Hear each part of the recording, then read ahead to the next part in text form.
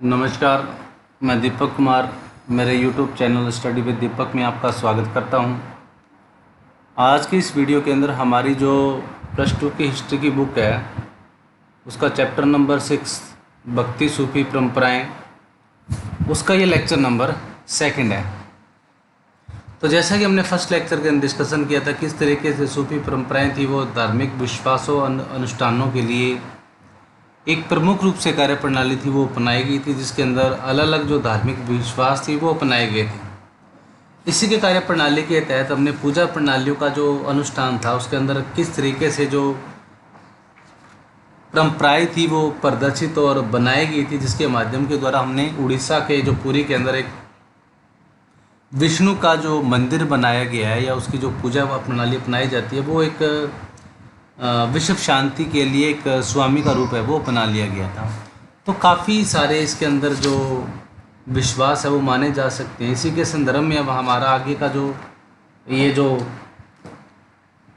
Heading है किस तरीके से भेद और संघर्ष के रूप में हम इसको ऐतिहासिक संदर्भ में इसको समझ सकते हैं कि जिस प्रणाली के माध्यम के द्वारा दोनों महिला और पुरुष को अलग स्वरूप है वो प्रदान है वो किया जाता है।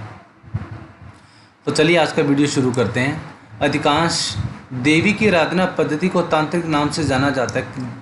कई बार महिलाओं को इस प्रक्रिया के माध्यम के द्वारा धार्मिक अनुष्ठानों के एक तांत्रिक प्रक्रिया के रूप में उसको माना जाता है, जिसके माध्यम के द्वारा जो इसका जो मोटिव होता है वो अप्रत्यक्ष रूप पे गलत तरीके से माना गया। तांत्रिक क्रिया जो मतलब किसी को वश में करना या किसी को किसी ऐसी कार्य प्रणाली अपनाना जिसके माध्यम के द्वारा एक व्यक्ति या पर्सन के भले के लिए किसी दूसरे का बुरा है वो किया जाता है। तांत्रिक पूजा की पद्धति उपमहाद्वीप के कई भागों में प्रचलित थी। इसके अंतर्गत स्त्री पुरुष दोनों को शामिल है वो हो सकते थे। ये जो प्रणाली अपनाई जाती थी जिसके माध्यम के द्वारा महिलाओं और पुरुष दोनों को इसके अंदर शामिल है वो किया जाता था।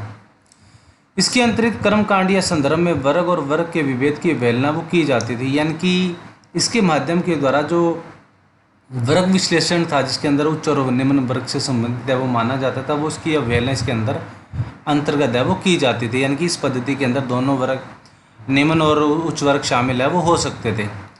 इस पद्धति के विचारों में शैव और बौद्ध धर्म को प्रभावित खासतौर से उपमहाद्वीप के पूर्वी, उत्तरी और दक्षिणी भागों में आगामी सहस्त्राब्दियों में इन समस्त विश्वास और आचरण का वर्गीकरण हिंदू के रूप में हुआ था, जिस माध्यम के द्वारा इस पद्धति को अपनाया जाता था, जिसका अलग अलग तरीकों के माध्यम के द्वारा इसको खास तौर पे उपमहाद्वीप के दक्षिणी, पूर्वी और उत्तरी भागों के अंदर खास तौर पे अपनाया जाता था, और जिसके माध्यम के द्वारा जो इसका वर्गीकरण था वो मुख्य रूप से हिंदू धर्म के अंदर इसको विभाजित है वो किया गया था। यदि हम वैदिक और पौराणिक परंपरा में तुलना करें तो यह विषमता और अधिक स्पष्ट रूप से उभर कर आती है। वैदिक देवकुल के अग्नि, इंद्र और सोम देवी देवता पूरी तरह से गौण हो गए और साहित्य व मूर्तिकला दोनों नहीं उनका निरूपण नहीं दिखता।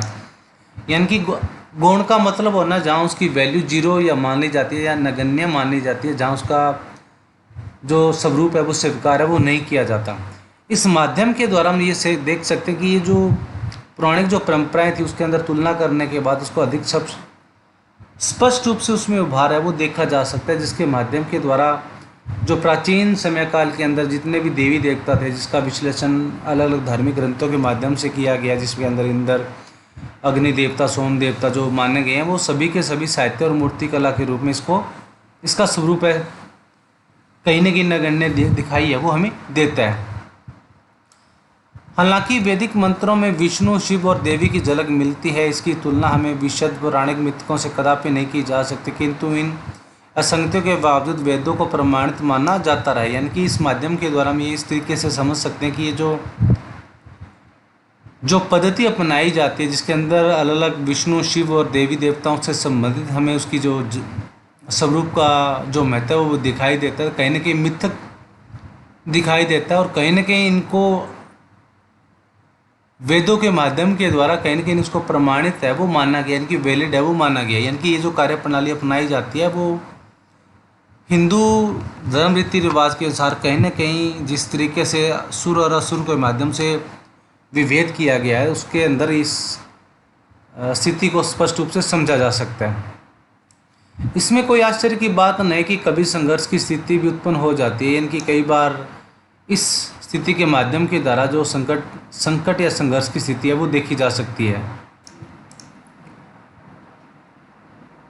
वैदिक परिपाटी के प्रशासक उन सभी आचारों की निंदा करते थे जो ईश्वर की उपासना के लिए, मंत्रों के उच्चारण के लिए, यज्ञों के संपादन से परे थे। यानी कि जो रीति रिवाज अपनाई जाती थी वो कई बार इस मंत्रों उच्चारणों के माध्यम के द्वारा, जो यज्ञों के माध्यम के द्वारा, जो वेदों में उसका उल्लेख नहीं होता, उसके अलावा भी इस परंपरा को अपनाया हो जाता था।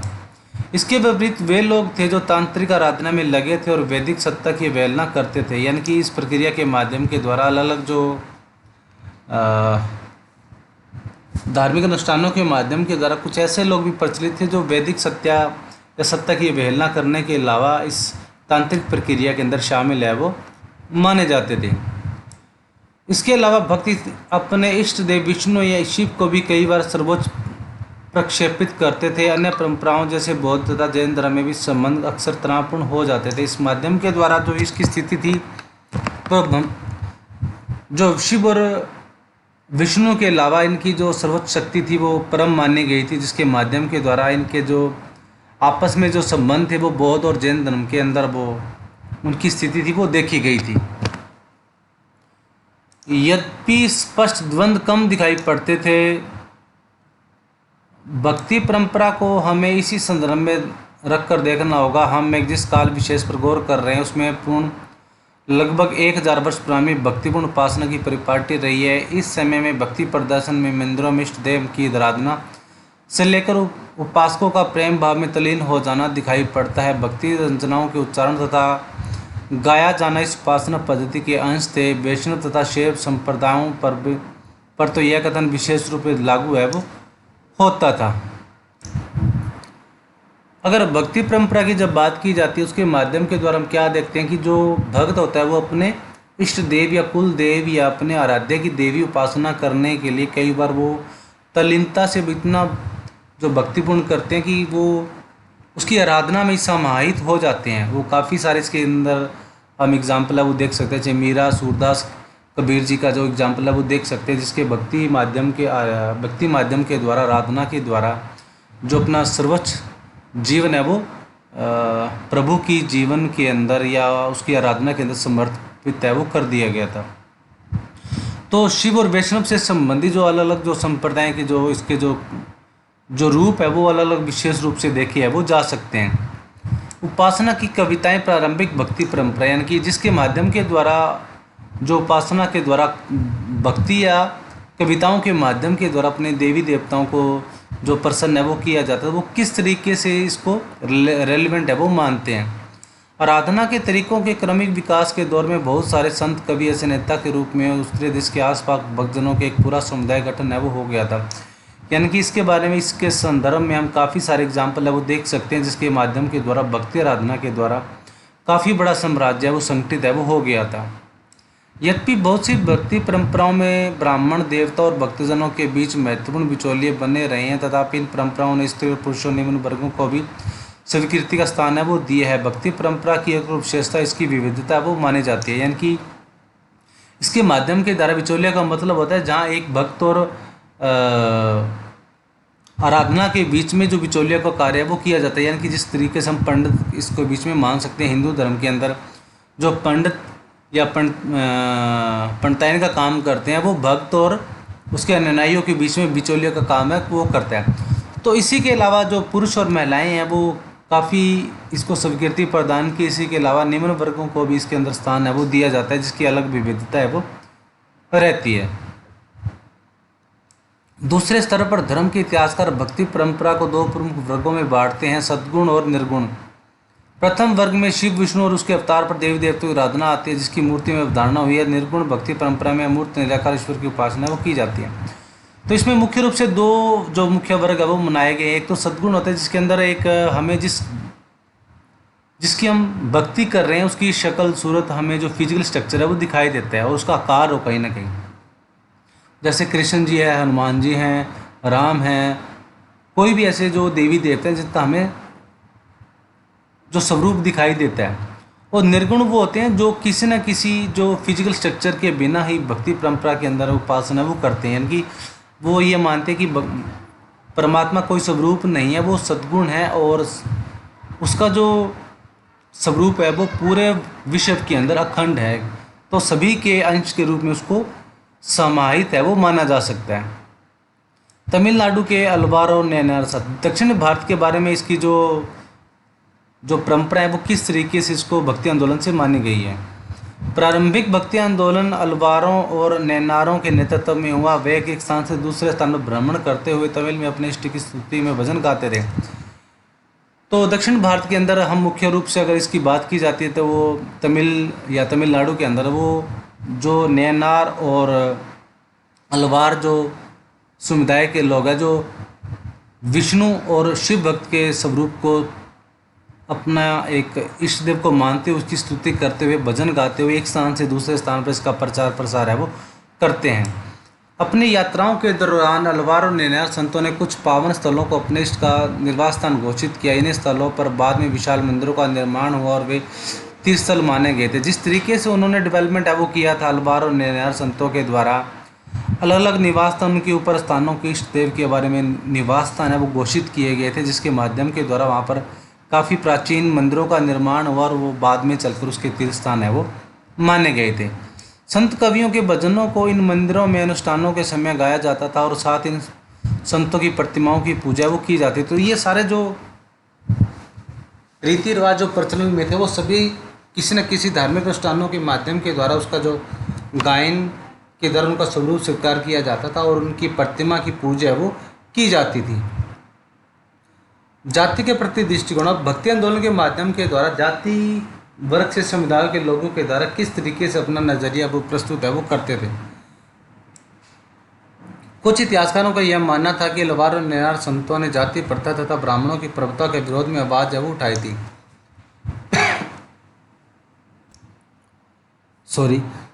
तो कुछ इतिहासकारों को यह मानना है कि अलवार और नैनार संतों के अलावा जो जाति प्रथा और ब्राह्मण प्रभुता के समुदाय के विरोध में भी आवाज वो उठाई थी, क्योंकि कहीं ना कहीं कुछ विशेष वर्ग के द्वारा ये प्रभुत्व है वो मान्यता प्रदान की गई है कि भक्ति आंदोलन से संबंधित जो प्रणाली है वो उन्हीं वर्ग के लिए मानी जा सकती है। कुछ हद तक यह बात सत्य प्रतीत होती है कि क्योंकि भक्ति संत विविध समुदायों से थे, जैसे ब्राह्मण, शिल्पकार, किसान और कुछ तो अन्य जातियों से आए हुए थे जिन्हें अस्पृश्य माना जाता था। जिस तरीके से ये जो ब्राह्मण व्यवस्था अपनाई जाती थी, जिसके अंदर ब्राह्मण, शिल्पकार, किसान और अन्य जो जातियों के लोग थे वो माने जाते थे और कुछ लोगों को अस्पृश्य माना जाता था, जिसके अंदर कोई स्वरूप प्रदान है वो नहीं किया जाता था। अलवार और नैनार संतों की रचनाओं को वेद इतना महत्वपूर्ण बताकर इस परंपरा को सम्मानित है वो किया जाता था। उदाहरण स्वरूप अलवार संतों के एक प्रमुख काव्य नलयादिव्यम प्रमदम का वर्णन तमिल वेद के रूप में किया जाता था। इस तरह इस ग्रंथ का महत्व संस्कृत के चारों वेदों जितना बताया गया जो ब्राह्मण द्वारा प्रेषित थे। तो अलवार और नैनार संतों के लिए जो जिन वेदों और प्राचीन ग्रंथों का जो महत्वपूर्ण बनाकर उनका जो सम्मानित है वो किया जाता था, जिसके उसका जो प्रमुख स्वरूप है वो तमिल भाषा के अंदर लिखा गया था, जिसे अल इयारी व्यय प्रबंधम का नाम है वो दिया जाता था, जिसका माध्यम या जिसका जो प्रमुख जो प्रभुत्व था वो जैसे हमारे वेद और प्राचीन ग्रंथों के माध्यम के द्वारा जितना महत्व है वो दिया जाता था, ठीक इसी तरीके से ही संस्कृत में तमिल भाषा में लिखा गया उनके इस ग्रंथ को महत्व है वो दिया जाता था। स्त्री भक्त, यानी कि अब स्त्रियों इस समुदाय से संबंधित किन किन जो स्त्रियों का और उनके तपस्या करने के लिए समुदाय से संबंधित उनको प्रमुख है वो माना जाता था। संभवतः इस परंपरा की सबसे विशेषता इसमें स्त्रियों की उपस्थिति थी। उदाहरणतः अंडाल नामक अलवार स्त्री के भक्ति गीत व्यापक स्तर पर गाए है वो जाते थे। तो अंडाल नामक जो स्त्री के जो भक्ति गीत है लगभग प्रमुख रूप से जो उसका उदाहरण है वो प्रमुख रूप से माना जा सकता है। अंडाल शब्द को विष्णु की प्रेयसी मानकर उनकी भक्ति प्रेम भावना के छंदों में व्यक्त करती थी। एक और स्त्री शिव भक्ति कर इलाकी अम्यार ने अपने उद्देश्य प्राप्ति हेतु घोर तपस्या का मार्ग अपनाया था। इसी के संदर्भ में एक जो दूसरी जो स्त्री भक्त के बारे में जो नाम है वो लिया जाता है, कर इकाल अम इयार के नाम से प्रमुख उद्देश्य है वो इनका जो नाम है वो लिया जा सकता है, जिसके माध्यम के द्वारा भक्ति प्राप्ति के लिए उन्होंने तपस्या का मार्ग है वो अपनाया था। निन्यार परंपरा में इनकी रचनाओं को सुरक्षित किया गया था। हालांकि इन स्त्रियों ने अपने सामाजिक कर्तव्यों का परित्याग किया। वह किसी वैकल्पिक व्यवस्था अथवा भिक्षुणी समुदाय का सदस्य नहीं बनी। इन स्त्रियों की जीवन पद्धति और इनकी रचनाओं में प्रतिष्ठात्मक आदेशों को चुनौती वो दी गई थी। तो जिन माध्यम के द्वारा इनका जो उद्देश्य अपने व्यवहारपूर्ण अपनाया गया था, उसके माध्यम के द्वारा इन्होंने सामाजिक भूमियों का त्याग करते हुए सभी जो आचरण था इनका एक व्यवस्था अपनाते हुए भिक्षुणी का इन्होंने स्वरूप है वो अपनाया था। भिक्षुणी जो बनाने के लिए जो सदस्य ग्रहण की जाती है, जिसके माध्यम के द्वारा एक स्थान से दूसरे स्थान पर जो कई स्त्रियां जो धार्मिक अनुष्ठानों के माध्यम के द्वारा जो खाना बनाने या अपनी जरूरी खाद्य सामग्री के लिए जो मांग कर अपना भरण पोषण करती हैं, वो सारी चीज़ों का त्याग इन्होंने नहीं किया था। और इसके अलावा उन्होंने शुद्ध जीवन व्यतीत करते हुए सत्तात्मक आंदोलन की एक परिवार के अंदर एक पिता की आज्ञा का पालन वो किया जाता था। इन आदर्शों को इन्होंने चुनौतीपूर्ण दी थी।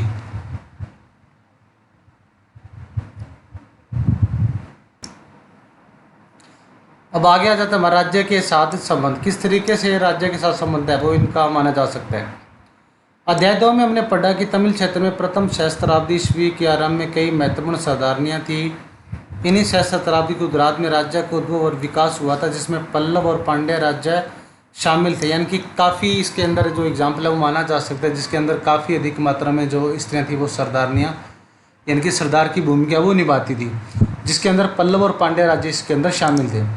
हालांकि बौद्ध धर्म और जैन धर्म के क्षेत्र में अनेक कई शताब्दियों से मौजूद था और उन्हें व्यापारिक व शिल्पी वर्गीय का प्रथम प्रश्रय हासिल था। इन सभी धर्मों को राज्य संरक्षण और अनुदान यदा कदा ही हासिल वो होता था। जिस तरीके से ये जो रणनीति अपनाई जाती थी, उसके माध्यम के द्वारा इन सभी राज के धर्मों का पालन और उनका अनुष्ठान है वो करते थे।